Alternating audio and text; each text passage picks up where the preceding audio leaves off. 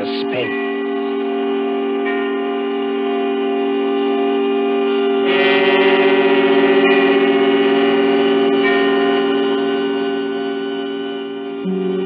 This is the Man in Black. Here again to introduce Columbia's program, Suspense. Our distinguished star this evening is the stage and screen favorite, Mr. Paul Lucas, whose performances in The Lady Vanishes and in the stage production The Watch on the Rhine you will recall with pleasure. Tonight's tale of suspense is a story by John Dixon Carr, Fire, Burn, and Cauldron Bubble. If you've been with us on these Tuesday nights, you will know that suspense is compounded of mystery and suspicion and dangerous adventure. In this series are tales calculated to intrigue you, to stir your nerves, to offer you a precarious situation, and then withhold the solution until the last possible moment. And so with Fire, Burn, and Cauldron Bubble, and the performance of Paul Lucas and the other members of our company, we again hope to keep you in...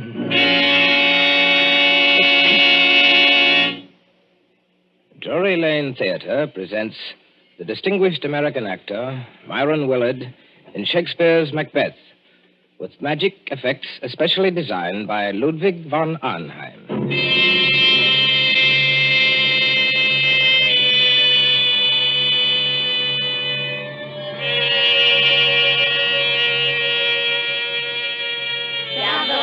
Double, toil and trouble, fire, burn, and cauldron bubble.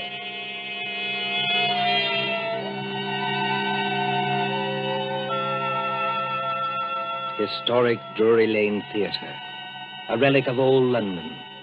On this site, in the cramped and crooked lanes of Aldwych, there has been a playhouse since Nell Gwynn sold oranges in the pit. The present theater, though modernized, is heavy and darkened with time. By daylight, it is a dinginess of red plush seats, haunted by old ghosts. But at night, when the lights bloom for some new production, when the murmur of a crowd fills the carpeted aisles and the orchestra begins to tune up, it is kindled with that strange magic before the rise of the curtain. Forward this way, sir. E12 and 13. Program. Pocket. Thank you. No, madam. This is row E. Your seat's a G4. And backstage, where nerves crawl and there is a tendency to scream, the three witches of the play are huddled around the peephole in the curtain, looking out into the audience. They are hideous-looking creatures, these witches, in gray rags like cobwebs. But as they speak... Dear, I am scared. Don't let it bother you, darling. You can't even see the audience when the floats are on. There's nothing to worry about. Nothing except the size of the take at the box office. You won't even have to worry about that tonight. Look out there. You two are shaking as much as I am. Now, don't pretend. All right, all right. Everybody's jumpy on first night. What I can't understand is why they want to use young girls as witches and then make us talk in cracked voices as though we were 80. Double, double, toil and trouble, fire, burn, and cauldron bubble. What's that? Say, dear darling, it's only one of the ghost effects. You've been hearing it for weeks at rehearsals. I will say this for Myron Willard, as an actor and a manager, too. He's the first one who's ever had a real professional magician to do the ghost effects for this ham show. Oh, are they, Celia? Look there. Where? Out in the audience in the second upper box on the left-hand side. Oh. Don't you see the woman who's just coming in? Yes, I can see her. Not a bad-looking bit of goods for her age. What about her? But that's Marcia Blair. Marcia Blair? You don't mean you've never heard of her? I can't say I have either, if it comes to that. Move over, Ivy. Give us a squint. Marcia Blair used to be Mr. Willard's leading lady. She was a very great actress 15 years ago. Oh, 15 years ago. She's had a terribly romantic history. Well, she's made lots of money and retired from the stage. Then she married some horrible no-good, and... Did you see that tall gray-haired man standing beside her? Well, he doesn't look much like a no-good. That's not the man I mean, Celia. That's Howard White, her second husband. Oh. They say he loved her for years and followed her about and practically worshipped her. But she was married to this no-good and wouldn't get a divorce. Then the no-good died, I suppose. So Marcia Blair and her faithful Howard got married. Yes. I remember reading in the paper that they've been married 1 year tonight. I expect they're very happy. Well, I'd be happy, too, if I had a mink coat and a string of pearls like that. Well, you've got to admit she's beautiful. All right, Katie, if you say so. I used to go and see her act when I was a little girl. She was kind of an idol. I wonder what they're saying to each other up in that box now. I wonder what they're saying.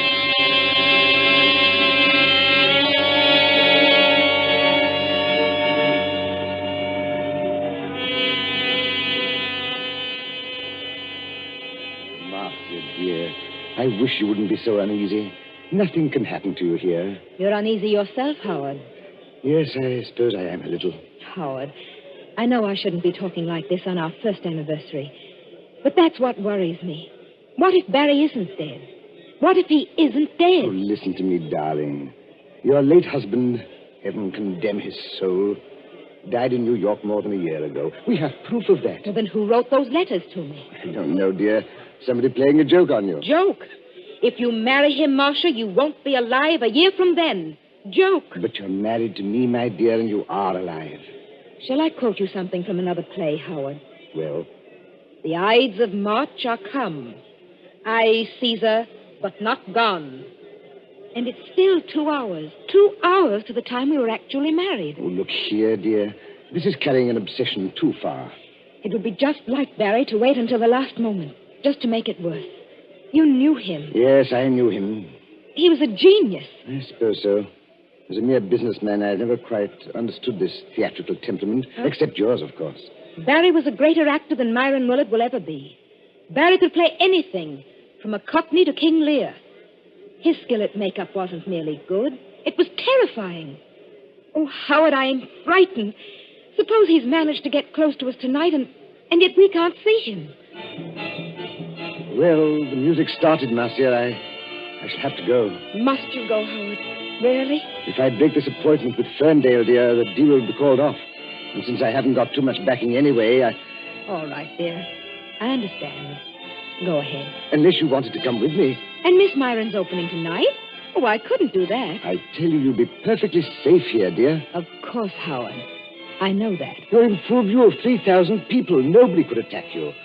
The only door to this box is guarded. Outside that door will be Miss Fenton, who's devoted to you, and the chauffeur who's even more devoted to you. What could happen, dear? Nothing, of course. And I'd prefer to be alone anyway. Yes, I rather guessed Oh, that. please, dear. It's just that I can't endure anybody being with me when I'm watching a great play. But that doesn't include you, darling. Then, if you'll accept these, madam, in honor of our first anniversary. Oh, Howard. Well, they're lovely. Of course I'll accept them. And here's a program. Got everything else you need? Yes. Yes, I think so. I'll just open the door to the passage to make sure our watchdogs are on guard. Yes, they're out there, all right. Good night, Marcia. See you in an hour or two. Good night, Howard. And good luck. Miss Fenton, Bradley. Yes, Mr. White.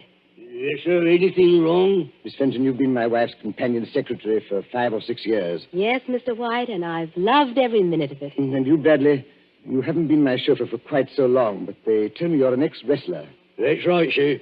Champion of the Shoreditch Athletic Club. And in my prime, though I says it as shouldn't, as good a man as ever climbed through the ropes. Now, you know your instructions, Bradley. You trust me, sir. Nobody gets into this here box tonight unless it's over my dead body. Nothing must happen, do you understand? Nothing. Please, you're as white as paper. As for you, Miss Fenton, I'm afraid it's a little awkward. I know I ought to ask you to go in and join Marcia, but... Oh, you needn't apologize, Mr. White. I know she doesn't want company. She'll be leaning forward with her elbows on the box rail, just as she always does. She isn't merely watching a play. She's acting Lady Macbeth. Every line, every gesture. And I don't mean to disturb her. You won't leave this door, either of you. You trust me, sir. If... no. Anything wrong, Bradley? It is a very rummy-looking cove coming along the passage, sir, wearing a big black cloak with a red lining. Oh, that man, Bradley. That's only Herr von Arnheim. He's a professional magician and escape artist. I was just wondering... Excuse me. Don't worry, Mr. White. We'll look after her. Von Arnheim. I say von Arnheim. Thou canst not say I did it. Never shake the gory-locks at me. I beg your pardon? And I beg yours, my friend. I was merely quoting a line from the play. You are not leaving the theater. Surely not walking out on Macbeth. I'm afraid I have got to. Oh, that's a pity, my friend. You will miss some of my best effects, to say nothing of Shakespeare's. When Banquo's ghost appears at the table. I don't want to hear any more about ghosts, thanks. Banquo's or anybody else's. I imagine you mean your wife's late husband. You've heard about it, then? Yes, your wife has told me a good deal. She seemed to think that in my profession I might have some charm over demons or spell against ghosts. You know, Van Arnhem, in a muddled kind of way, that's what I've been wondering myself. Unfortunately, no. I am all too human. But your problem interests me. And I confess it worries me. Worries you? What about me? As I understand it, her first husband was a half-mad American actor who later went completely mad and died in New York. His, what's the word I want? Or obsession? That's it, obsession. His obsession was Marcia Blair's eyes. Yes, always her eyes. They seemed to hypnotize him. It is not new, you know. You'll find the same motive, the eyes of a beautiful woman, all through the works of Edgar Allan Poe. Then, as I understand it, after this man's death, she began to receive a series of letters. Foul letters. Apparently written by him, and threatening her with some rather horrible form of death if she married you. I tell you, Barry Lake is dead. He can't get up out of his coffin. Oh, getting out of coffins, my friend, is not so difficult. I have done it myself. Oh, please stop joking, Van Arnhem. You don't happen to be dead. True. There is that small difference. Is your wife here in the theater tonight? Yes. She wouldn't have come here except that it's Marion Willard's first night. And we haven't seen Marion, either of us, in years. She's back there in box D. So I hear. I was hoping that you might invite me to share the box. Look here, old man. I don't want to seem inhospitable, but... She doesn't want company? Well, that's about it. Well, then walk back a little distance with me, this way, so that we can see the stage from the back of the dress circle. Now, the orchestra has stopped, and they'll ring up in a moment. There. Look at it. Look at what? The stage, man. The lights have gone out. All except the dim yellow footlights shining at the curtain. The last cough, the last murmur, the last rustle of program dies away in one vast, breathing hush. The curtain goes up. Let go of my arm, Van Arnhem. I've got to leave. Now, what are the stage directions? A desert place, thunder and lightning. Enter 3 witches.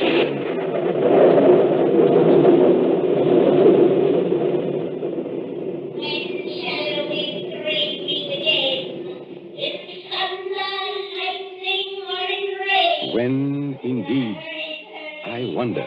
I beg your pardon, Van Arnhem. Do you No, speak? No, it was nothing.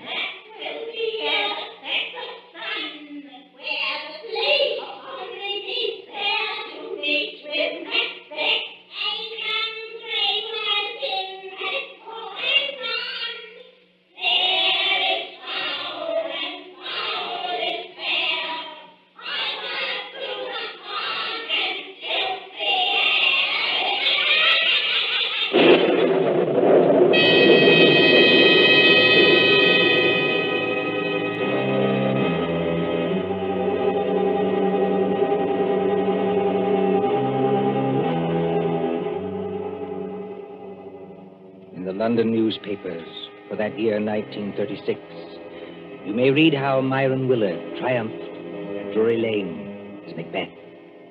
But tonight, as the clock ticks on, there is another drama in the dimly lighted corridor outside Box D. There sits Miss Louise Fenton, Marcia Blair's companion secretary.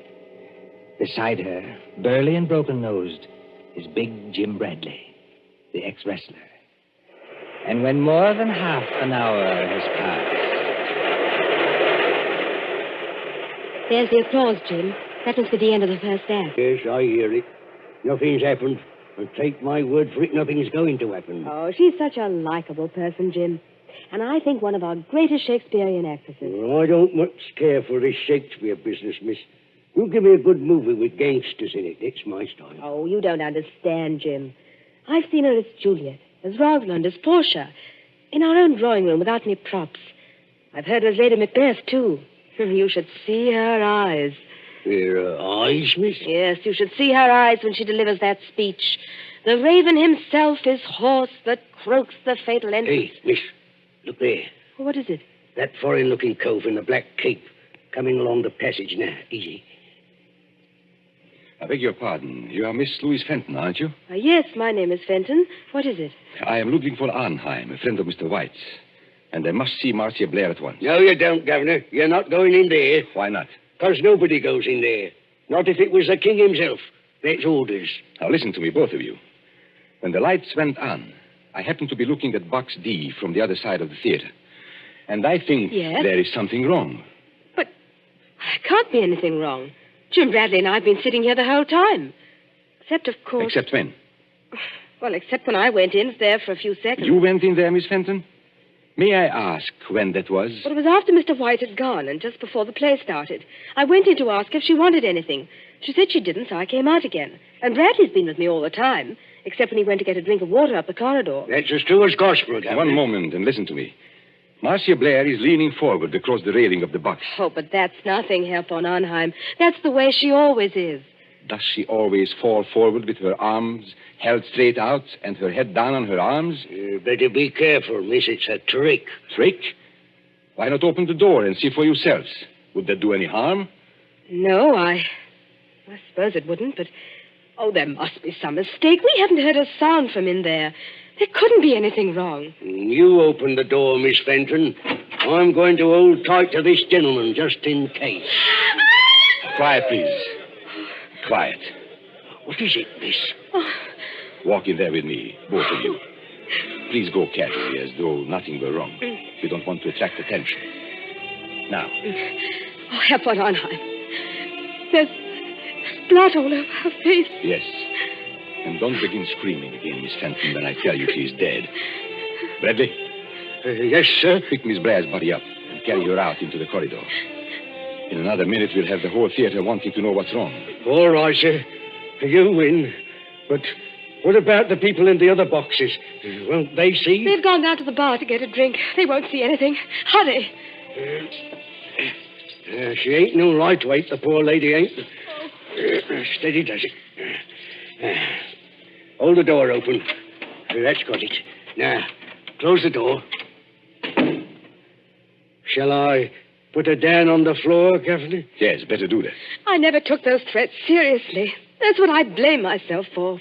And if something did happen, well, I thought he'd attack her. I never thought he'd hide away across the theater and fire a shot. And you were quite right, Miss Fenton. Marcia Blair was not shot. She wasn't shot. No, take a look at the wound. Oh, I can't look at it. She was stabbed. Stabbed through the right eye with a narrow, sharp blade, which entered her brain and killed her instantly. Not a pretty death, but a quick one. You seem to know a lot about this, Governor. Perhaps I do, my friend, and perhaps I can guess a lot more. You mean somebody stood out there and threw a knife at her? Like a ready music hall turn? No, I don't mean that either. There's no knife in the wound and none in the box. The murderer took it away. Took it away? Exactly. Herr von Arnheim, please wait. You're not saying someone climbed up from outside, 20 or 30 feet from the floor, and stabbed poor Marcia in full sight of 3,000 people? That, Miss Fenton, is what the evidence seems to indicate. But it's impossible. Yet it happened. There is Marcia Blair's body. What's that? Oh, it's the warning bell for the second act. People will be coming back here any minute. What are we going to do?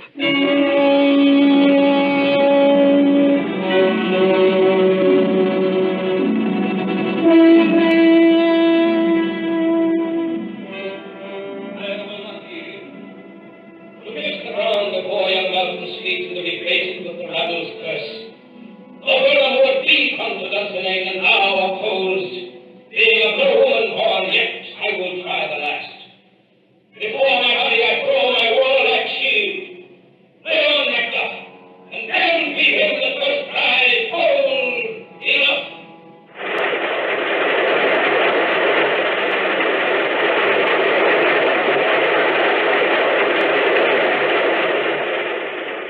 Applause, acclaim, triumph.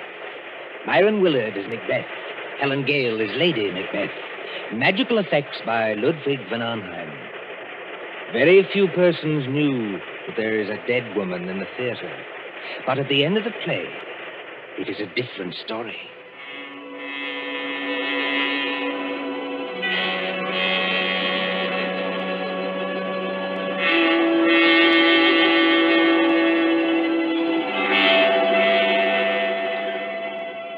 The crowd files out, past a cordon of police.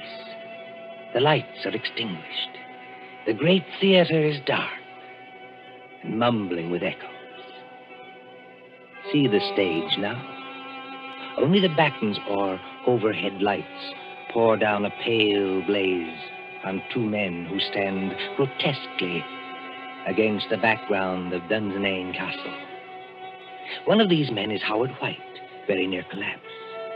The other is Myron Willard himself, still wearing his makeup, still wearing helmet and chain mail. And when Willard speaks... Howard! Howard White! Confounded man, can't you hear what I'm saying? Excuse me, madam. This is almost finished. Oh, not that I'm blaming you, old man. Thank you, madam. It's traditional, you know, that Macbeth's an unlucky play. But up to the very end, I thought I'd never done better. 11 curtain calls. No, 12. How did you like my tomorrow and tomorrow speech? I'm sorry, madam. I'm afraid I didn't hear it. Yes, poor old Marcia. She'd have hated to die like that. Marcia was proud of her eyes. Always nearsighted as an owl, but too vain to wear glasses. There's Van Arnheim looking at us from under the castle archway. Van Arnheim!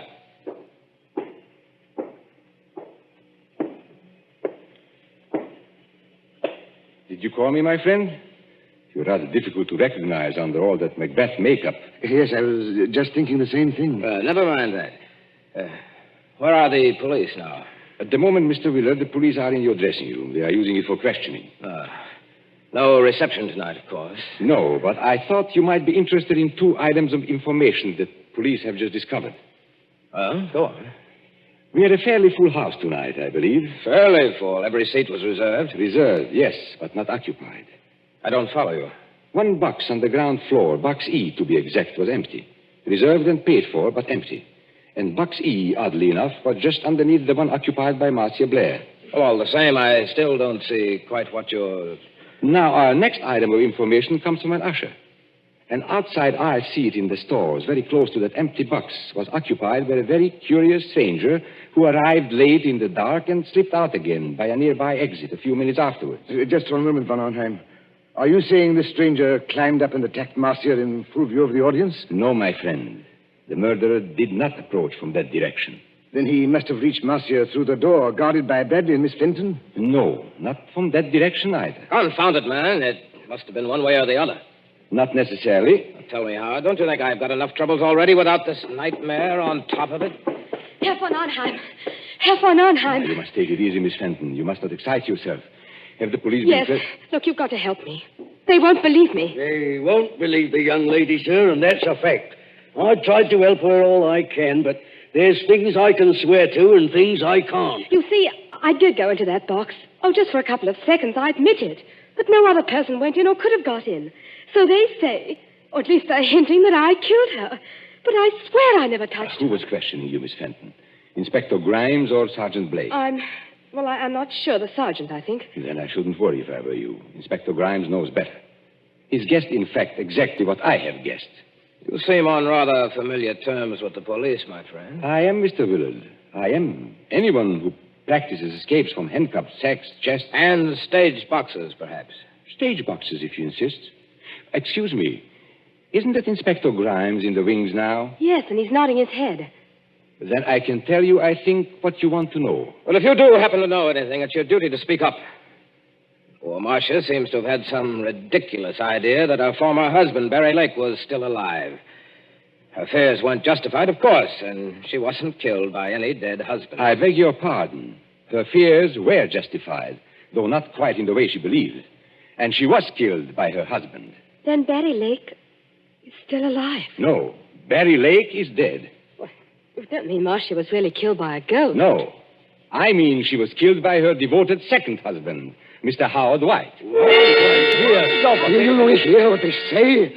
That's not true. It's a slanderous statement. I'll have you in court for it.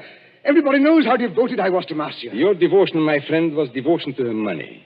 And your business affairs have been shaky for a long time. That's not true, and you can't prove it. Marcia Blair was inclined to be, shall we say, a little close-fisted with money. That's true anyway. It's a lie. Willing to marry him, but Mr. Howard White knew he'd never touch a penny unless he killed her. He wrote the letters himself. Herr von Arnheim, he can't be guilty. She was alive after he left the box. He wasn't anywhere near her when she died. Perfectly correct, Miss Fenton. He wasn't there, and yet he killed her. Exactly. But you and Bradley can supply the clue that will hang him. Me, sir? I don't know nothing. No, I don't either. I think you do if you'll put your mind to it. Do you remember what Howard White said to her just before he left the box? Yes, he said, "Good night, Marcia. See you in an hour or two." And she answered, "Good night and good luck." No, I mean just before that. There wasn't anything. You see? It's a slanderous statement without any proof. It's an insult to my position on the stock exchange. Wait. I do remember something rather queer. Think, Miss Fenton, think. He said to Marcia jokingly, "If you'll accept these, madam, in honor of our first anniversary." And Marcia said, "Howard, they're lovely. Of course I'll accept them." That's right, sir. He did say it. And what do you think he was referring to, Miss Fenton? What was he asking her to accept? Well, I imagined it was flowers, a corsage or something like that. Did you see any flowers in the box or pinned to Marcia Blair's gown? No. Now, come to think of it, I didn't. Then what did he give her? Don't look at me, sir. Now, here is a woman who is very nearsighted, yet refuses to wear glasses. But she can accept a pair of... Opera glasses. It's a lie. You can't prove it. Hold on, sir. Go. You better stay here, Governor. Thank you, Bradley, but the place is surrounded with police. But I still don't understand. Now, what happens when you lift opera glasses to your eyes and they are not in focus? You turn the little wheel in the middle to bring them into focus. For Marcia Blair, it was deadly. You mean the glasses had something... Yes, they were specially constructed glasses, Miss Fenton.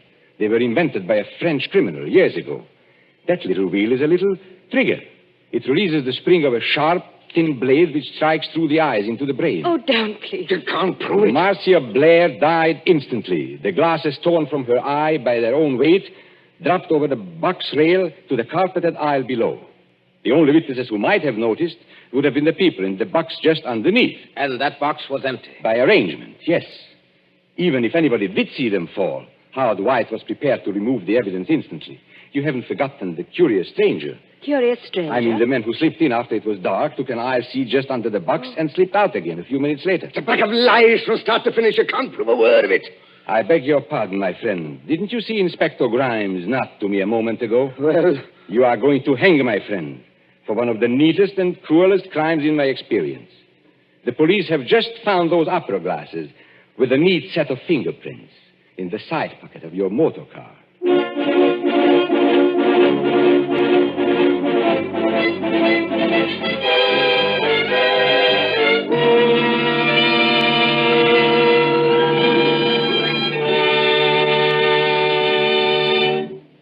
And so ends Fire Burn and Cauldron Bubble, starring the distinguished actor Paul Lucas. Tonight's tale of suspense. This is your narrator, Ted Osborne, the man in black, who conveys to you Columbia's invitation to spend this half hour in suspense with us again next Tuesday, same time, when Nancy Coleman stars in Fear Paints a Picture. William Spear, the producer, John Dietz, the director, Bernard Herrmann, the composer-conductor, Robert Salmon, studio technician, and John Dixon Carr, the author, collaborated on tonight's Suspense.